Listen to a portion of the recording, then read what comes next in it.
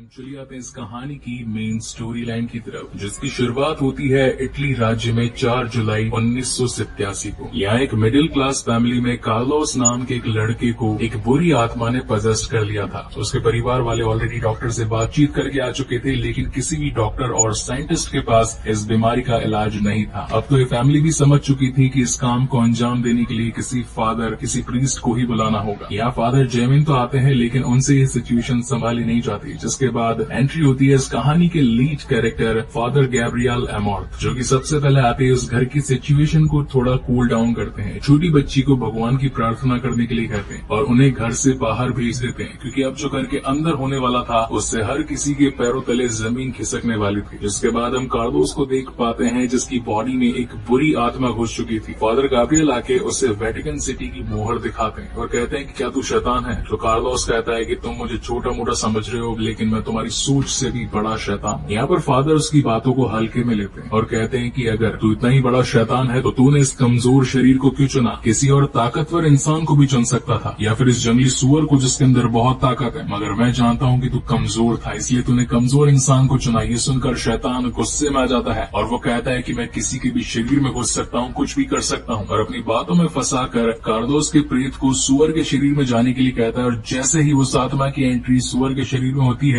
Father उस सुअर को शूट कर देते हैं और इसी के साथ भूत मुक्ति फिनिश होती है। यहाँ से कहानी आगे बढ़ती है 1 महीना और हमें सीन दिखाया जाता है स्पेन के कैस्टिला राज्य को। यहाँ जूलिया, हेनरी और एमी अपने नए घर में शिफ्ट होने के लिए जा रहे थे, क्योंकि जूलिया के हस्बैंड एक बीमारी के चलते मर गए थे और ये घर उन्हें पुश्तैनी जायदाद में मिला था। बेसिकली ये घर कम चर्च था, क्योंकि यहाँ पर पहले चर्च था। एमी को ये घर कुछ खासा पसंद नहीं आता। वहीं सीन शिफ्ट होता है फादर गैब्रियल और बिशप लुमुम्बा पर। इन दोनों का ही मानना था कि अगर इस धरती पर शैतान या प्रेत आत्मा है तो ईश्वर का भी वजूद है, और धीरे धीरे इंसानों का ईश्वर से विश्वास उठता जा रहा है। और यही रीजन है कि शैतान ऐसे कमजोर इंसानों पर हमला करके उसकी बॉडी को पजेस्ट कर लेते हैं। यह सीन शिफ्ट होता है उसी चर्च में और ये तीनों अपने कमरों को देखकर काफी ज्यादा एक्साइटेड थे और कोई घर के अंदर इधर उधर घूम फिर रहा था। इस घर में इस वक्त एक फादर भी मौजूद थे, जिनका नाम था फादर एस्कबेल। नाम सुनने में हैरी पॉटर या एस्कबान की जैसा है, लेकिन अलग है, एस्कबेल। जूलिया एमी से कहती है कि तुम्हें हेनरी का ध्यान रखना चाहिए, क्योंकि उसके फादर की डेथ के बाद में उसने पिछले 1 साल से कुछ नहीं बोला है। वो छोटा है और इस वक्त अकेला है, उसे तुम्हारे और हमारे प्यार की जरूरत है। मैं इन दिनों घर की अरेंजमेंट्स में ही लगी रहूंगी, तो इसलिए ये जिम्मेदारी मैं तुम्हें देती हूँ कि हेनरी का ठीक से ख्याल रखो और उसके साथ बातें करो। सीन शिफ्ट होता है रोम, इटली में, जहाँ पर फादर गैब्रियल को एक बड़ी मीटिंग के लिए बुलाया जाता है। यहाँ पर उनके सामने कार्डिनल सुलिवान और कार्डिनल अबैटो ये इल्जाम लगाते हैं कि आपने आपके दायरों से बाहर जाकर कुछ काम किए हैं, जैसे कि भूत मुक्ति किसी भी नए फादर के सामने नहीं की जा सकती, और ऊपर से आपने एक सुअर की बलि भी दी। जहाँ फादर गैब्रियल का ये कहना था कि मैंने भूत मुक्ति की ही नहीं। कई बार इंसानों के दिमाग पर जोर पड़ता है कि उन्हें किसी भूत या फिर प्रेत आत्मा ने पजेस्ट कर लिया है, उसके शरीर को अपना बना लिया है, लेकिन ये सब कुछ उसके दिमाग का एक वहम होता है। मैंने बस उससे थोड़ा झूठ बोला, थोड़ी सी नौटंकी करी और रिजल्ट आपके सामने है। जो इंसान काफी टाइम से डॉक्टर्स और साइंटिस्ट से ठीक ना हो पाया, वो इस काम के बाद आज बिल्कुल भला चंगा घूम रहा है। लेकिन फादर की दलीलों से ये कार्डिनल्स बिल्कुल भी सहमति नहीं जताते और ये कहते हैं कि आपको अभी के भी अपने पौधे से निष्कासित किया जाता है। जिस पर फादर गैब्रियल कहते हैं कि मुझे निष्कासित करने का पावर सिर्फ और सिर्फ मेरे बॉस को है। अगर आप लोगों को मुझसे कोई दिक्कत है तो जाकर मेरे बॉस से बात कीजिए। यहाँ एस्टीला में उस चर्च की मरम्मत का काम चल रहा था। जूलिया चाहती थी कि वो उस घर को अरेंज करवा करके उसे अच्छे दामों में निकाल दे, ताकि इन लोगों को यहाँ इतनी दूर न रहना पड़े और ये लोग वापस से सिटी में रहने लग जाएं। तो यहाँ जो वर्कर्स काम कर रहे थे, उन्हें एक दीवार में एक छोटा पत्थर दिखाई पड़ता है जो कि अपने प्लेस से हिल चुका था। उन्हें लगता है कि जरूर पीछे कोई एक और बड़ी दीवार होगी, अगर इसे तोड़ दिया जाए तो इसका दायरा बढ़ जाएगा और यहाँ पर ये लोग और बेहतरीन इंटीरियर कर पाएंगे। लेकिन ये उनकी सबसे बड़ी गलती थी, क्योंकि जैसे ही उस टूटी दीवार के पास में एक लाइटर को जलाते हैं तो अंदर फैली हुई सल्फर गैस की वजह से वहाँ एक जोरदार धमाका होता है और उस वर्कर को हॉस्पिटलाइज किया जाता है। अब इस हादसे के चलते वहाँ पर जितने भी वर्कर्स मौजूद थे वो इस जगह पर काम करने से मना कर देते हैं। ये धमाका इतना जोर का था कि इस दीवार के पीछे जो एक और दीवार थी उसमें दरार आ चुकी थी और उस दरार में से इस चर्च में कैद एक प्रेत आत्मा बाहर आ चुकी थी, जो कि आते ही सबसे पहले हेनरी को पजेस्ट करती है। वो जोर जोर से हिलने लगता है, हर कोई आकर उसे संभालता है, लेकिन वो किसी के भी बस में नहीं आता और अपने ही नाखूनों से अपने चेहरे को नोचने लगता है। जूलिया उसे हॉस्पिटलाइज करती है,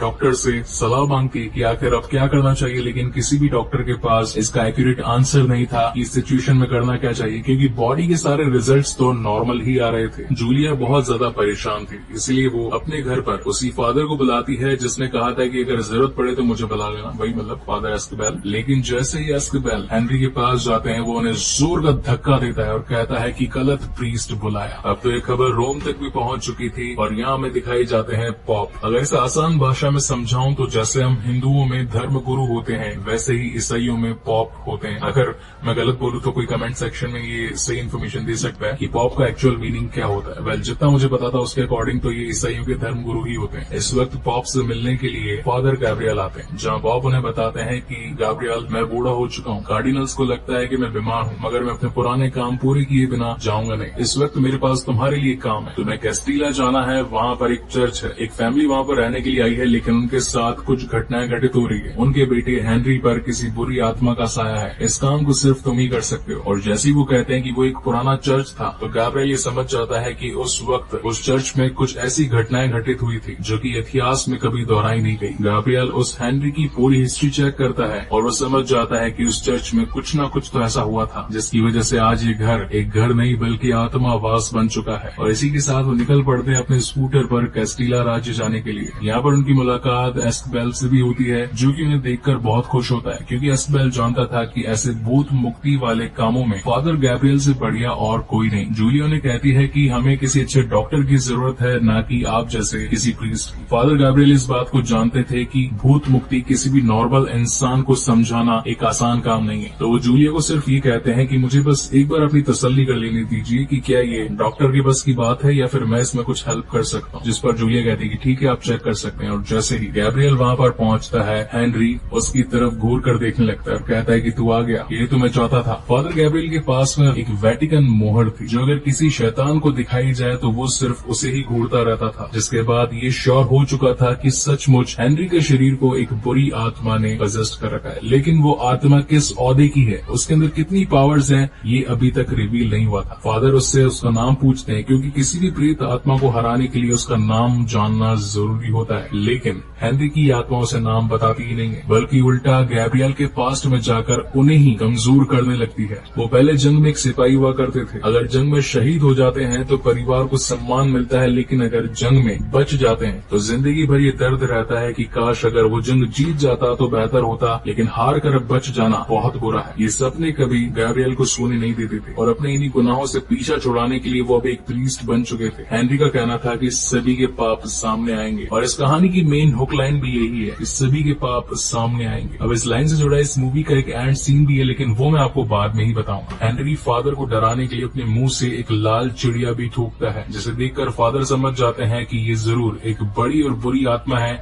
इसे हराने के लिए इसका नाम जानना जरूरी है। वो ये सारी बातें आकर जूलिया को बताते हैं कि उसके बेटे पर एक बुरी आत्मा ने कब्जा कर लिया है, उसे ईश्वर के सहारे की जरूरत है। लेकिन इस वक्त ऐसा करना थोड़ा मुश्किल है, क्योंकि मुझे थोड़ी प्रिपरेशन करने जाना है। लेकिन एक माँ के प्यार में ईश्वर के सहारे जितनी ही ताकत होती है, तो मैं चाहता हूँ कि आप इसमें मेरी मदद करें, हेनरी के पास रहें और उसे माँ का प्यार दें। इस लाइन से अगेन मुझे हैरी पॉटर क्लिक हो गई, क्योंकि उसमें भी एक माँ के प्यार ने दुनिया के सबसे बुरे जादूगर वोल्डेमॉर्ट को भी पछाड़ दिया था। खैर, वो सीरीज भी आने वाली है जल्द ही, वो भी कंप्लीट 1080p वीडियो क्लिप्स के साथ में। तो अपना बेल आइकन जरूर प्रेस कर लेना, नहीं तो मूवी कब आ जाएगी और कब आप लोगों को नोटिफिकेशन भी नहीं मिलेगी तो गड़बड़ हो जाएगी। तो इसलिए बेल आइकन प्रेस करना मत भूलना। Well, coming back to the main story. Father Gabriel father Escobel को एक ताबीज देते हैं और इसी के साथ साथ अपने कंप्लीट प्रीस्ट वाले फॉर्म में आकर हेनरी से उस प्रेत आत्मा का नाम पूछने की कोशिश करते हैं। लेकिन वो प्रेत आत्मा इतनी ज्यादा ताकतवर थी कि वो इन सभी को इल्यूजन में डाल देती है। उन सभी ने अपने जीवन में कुछ पाप किए थे जिनका पछतावा उन्हें होना चाहिए था। तो पहले नंबर गैब्रियल का आता है, जहाँ पर वो जब नए नए एक प्रीस्ट बने थे तो उन्हें किसी के शरीर से भूत मुक्ति करवानी थी, मगर वो उस लड़की को सिर्फ एक पागल समझकर छोड़ देते हैं और वहीं एक प्रेत आत्मा उस लड़की की जान ले लेती है। इस लड़की का नाम था रोजारिया। उसकी मौत से आज तक फादर गैब्रियल अमॉर्थ अपने पापों से छुटकारा नहीं पा पाए थे। उन्होंने कई बार दूसरे फादर के सामने कन्फेशन भी किया, लेकिन उनका कन्फेशन उन्हें हमेशा से लगता था कि पूरा नहीं पड़ेगा। जिसके बाद बारी आई फादर एस्कोबेल की। अपने ही एक क्लाइंट के घर पर जाकर उनकी बेटी के साथ में बदसलूकी करी और अपने फादर होने का फायदा उठा लिया। एस्कोबेल को इतना गुस्सा आता है कि वो हेनरी का गला घोटने लगता है, लेकिन दर्द तो सिर्फ हेनरी को हो रहा था, न कि उस प्रेत आत्मा को। इन दोनों को ये समझ नहीं आ रहा था कि आखिर इस प्रेत आत्मा आत्मा से छुटकारा कैसे पाएं, क्योंकि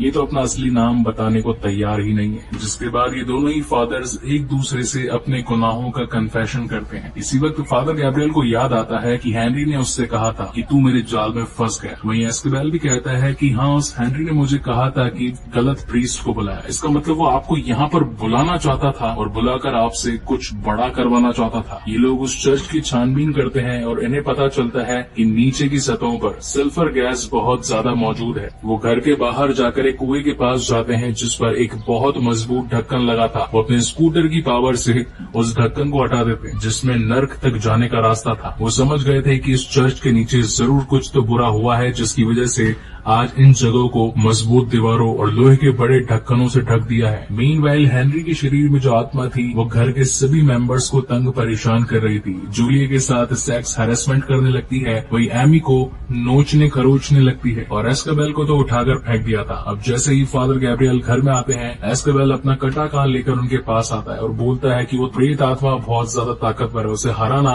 हमारे बस की बात नहीं। वो गेन घर के तहखानों में जाकर वहाँ से कुछ मदद खोजने की कोशिश करते हैं। तभी इन्हें वो दीवार मिल जाती है जिसके पीछे एक और दीवार थी। एक सरिये की मदद से फादर गैब्रियल उन दोनों को ही तोड़ देते हैं, जहाँ पर उन्हें एक बड़ा चेम्बर मिलता है। यहाँ काफी ज्यादा सल्फर गैस मौजूद थी, यानी कि अगर किसी ने सिगरेट भी जलाई तो पूरा का पूरा चर्च जलकर खाक हो जाता। यही इन्हें सेंटर में एक डेड बॉडी मिलती है जो कि केज में थी। एस्कोबेल को लग रहा था कि ये जरूर कोई तो बुरा इंसान या कोई प्रेत आत्मा होगी जिन्हें की पुराने प्रीस्ट ने अपनी ताकतों से पकड़कर इस जेल में कैद कर दिया होगा। लेकिन फादर गैब्रियल कहते थे कि नहीं, यहाँ उल्टा हुआ है। सदियों पहले ईश्वर के 200 फरिश्ते जो कि बागी बन गए थे, उन्होंने ईश्वर के साथ गद्दारी करी, जिन्हें कि आज हम शैतान के नाम से जानते हैं। उन 200 में से ये जरूर कोई तो एक होगी जिसने इस पूरे घर में तहलका मचा कर रखा है। और इस जेल में जो बॉडी है ये किसी आत्मा की नहीं बल्कि ये पुराने प्रीस्ट की है, जिसे कि चर्च वाले बचाना चाहते थे उन बुरी आत्माओं से। जब ये दोनों वहाँ पर और छानबीन करते हैं तो इन्हें एक और दरवाजा मिलता है, लेकिन वहाँ पर ताला लगा था। अब जाहिर सी बात है, अगर ताला लगा है तो चाबी भी जरूर होगी। फादर गैब्रियल जानते थे कि यहाँ पर उस सदी के सबसे बड़े प्रीस्ट को बचाने के लिए रखा गया था और बाकी जगह ताले लगा दिए गए थे, यानी कि कोई भी इंसान आ जा नहीं सकता था, क्योंकि अगर कोई भी इंसान आता तो आत्माएं उसे पजेस्ट कर लेती। तो उन्होंने चाबी को अपने पास बचा कर रखने के लिए उसे निकल लिया होगा और जब गैब्रियल उसका पेट फाड़ते हैं तो उसमें से चाबी निकल जाती है जो कि आगे के दरवाजों को खोलती है और यहाँ से ये लोग और भी नीचे तहखाने तक पहुँच जाते हैं। मीनवाइल पॉप की तबीयत बहुत ज्यादा खराब हो चुकी थी, वो हॉस्पिटलाइज्ड हो चुके थे क्योंकि उनका शागिर्द एक ऐसी जगह पर मौजूद था जो कि शैतानों से घिरी थी। यहाँ कार्डिनल्स जैसे उसके पास आते हैं और उनसे कुछ बातचीत करने की कोशिश करते हैं, तभी पॉप खून की उल्टियां कर देते हैं। वहीं उस प्रेत आत्मा ने एमी को भी पजेस्ट कर लिया था और वो जूलिया को भी कब्जे में करना चाहते थे और अपनी आर्मी को और ज्यादा बड़ा बनाना चाहते थे। यहाँ फादर गैब्रियल और फादर एस्कोबेल उस नीचे तहखाने में जाकर एक ऐसे चेम्बर में पहुंचते हैं जहाँ पर वेटिकन की किंग का स्केलेटन पड़ा था और उनके पास एक ऐसी किताब थी जिसमें उस सदी के काले सच मौजूद थे। उस वक्त पर एक ऐसी प्रेत आत्मा आजाद हो चुकी थी जो कि हर जगह कत्लेआम फैला रही थी, यहाँ तक कि प्रीस्ट भी उसका सामना कर नहीं पा रहे थे। जिसके बाद उस आत्मा ने एक बड़े प्रीस्ट को अपने कब्जे में ले लिया और काफी सालों तक उस प्रीस्ट से अच्छे लोगों को मरवा दिया, काफी सारे बुरे काम करवाए और ये सच्चाई लोगों से छिपा कर रखी कि शैतान ज्यादा ताकतवर है, क्योंकि अगर ऐसा होता तो इंसानों का ईश्वर से विश्वास उड़ जाता और फिर हर कोई शैतान की शरण में आ जाता, क्योंकि इंसानों को तो ये लगता है कि अगर शैतान ज्यादा ताकतवर, उससे कोई जीत ही नहीं सकता, तो फिर क्यों ना उसकी शरण में आ जाए, तो फिर तो शैतान और ज्यादा ताकतवर हो जाता। इसीलिए वेटिकन में इस राज को राज रख दिया गया कि शैतान ने किसी प्रीस्ट की बॉडी पर अपना कब्जा किया भी था या नहीं। और आज फिर से इतिहास दोहराया जाना था, क्योंकि इस बार अगेन एक बड़ी प्रेत आत्मा आ चुकी थी और वो एक ऐसे प्रीस्ट को ढूंढ रही थी जिस पर लोग बहुत ज्यादा विश्वास करते थे। अगर ये शैतान उस प्रीस्ट को अपने कब्जे में कर लेता तो उसके शरीर के जरिए वो और भी बुरे बुरे काम कर सकता। यहाँ फादर गैब्रियल कमजोर इसलिए पड़ रहे थे क्योंकि उनके पाप अभी तक उनके सामने आ रहे थे। उन्होंने फिर से फादर एस्कोबेल के सामने कन्फेशन किया और अब तो इन दोनों को उस किताब में उस प्रेत आत्मा का नाम भी मिल चुका था जो कि था एस्मोदेस, जो कि था नर्क का राजा, यानी कि उन शैतानों में से सबसे बड़ा शैतान जिसके आगे कोई जीत नहीं सकता था। धीरे धीरे करके हेनरी का पूरा चेहरा बदल चुका था, वो एक शैतान लगने लगा था और अब तो एमी और जूलिया की बॉडी भी खतरे में आ चुकी थी। फादर गैब्रियल इस बात को जानते थे कि वो मेरे शरीर को काबू करवाकर गलत काम करना चाहता है, लेकिन अगर अभी अजमदीस को नहीं रोका तो ये यहाँ पर सभी की जानें ले लेगा। इन सभी की जान बचाने के लिए फादर गैब्रियल उसकी टीम में मिलने के लिए हाँ बोल देते हैं और जैसे ही अजमदीस की आत्मा फादर एमॉर्थ के शरीर में जाती है तो रोम के बाकी कार्डिनल्स और प्रीस्ट इस बात को समझ जाते हैं कि कोई तो बड़ा खतरा आने वाला है। अजमदीस जाकर अपने तख्त पर बैठता है और अब शुरू होने वाला था मौत का नंगा नाच, क्योंकि अब अजमदीस के पास एक ऐसा शरीर था जिसकी बात हर कोई मानता था, तो उसे बुरे काम करने से कोई नहीं रोक सकता था। लेकिन तब उसका सामना करने के लिए वहाँ पर मौजूद हुआ फादर एस्कोबार, जो कि फादर गैब्रियल से बात करने की कोशिश करता है कि आप अजमदीस के कब्जे में नहीं है, आप उससे लड़ सकते हैं, आप मुझसे बात कीजिए, ईश्वर की प्रार्थना कीजिए, ईश्वर आपको सहारा देंगे। और ये दोनों ही ईश्वर की प्रार्थना करने लगते हैं और तभी इनके पाप इनके सामने आने लगते हैं। वो लड़की जिसके साथ में एस्कोबार ने बुरे काम किए थे वो एकदम नेकेड होकर उसके सामने आ जाती है और उसे जान से मारने की कोशिश करती है, लेकिन फादर गैब्रियल ने जो उसे ताबीज दिया था उसकी मदद से वो उस लड़की को रोक पाता है और वो वहीं पर ब्लास्ट हो जाती है। अब बारी थी गैब्रियल की, जिनका पाप था रोजारिया। वो उस छोटे से तालाब में पानी में लावे की तरह बनकर आती है और गैब्रियल को खत्म कर देना चाहती थी, लेकिन वो अपने शरीर पर काबू पाकर ईश्वर से जोरदार प्रार्थना करते हैं और फाइनली वो भी खत्म हो जाती है। वेल, एक बात तो कहनी पड़ेगी, भूत की मूवीज में भी अच्छे खासे सीजीआई देखने को मिल जाते हैं। जरूरी नहीं कि हर बार सुपर हीरो जॉनर में ही तगड़े वीएफएक्स देखने को मिले। वेल, मूवी के एंड में हम लोग ये देख पाते हैं कि दोनों इस वक्त अपने पॉप के सामने होते हैं, अपने गुनाहों का अगेन कन्फेशन दे रहे होते हैं और अब तो गैब्रियल की पोस्ट भी बढ़ चुकी थी और उसे कार्डिनल्स में शामिल कर दिया जाता है, जहां हम ईसाई धर्म के उस सेक्शन को देख पाते हैं जहां पर कार्डिनल्स पुराने इतिहास के छुपे राजों पर काम कर रहे थे और वो राज थे इस दुनिया में मौजूद वो 199 दूसरी प्रेत आत्माएं जिन्हें खत्म करना बाकी था। और इसी के साथ ही मूवी यहीं पर खत्म।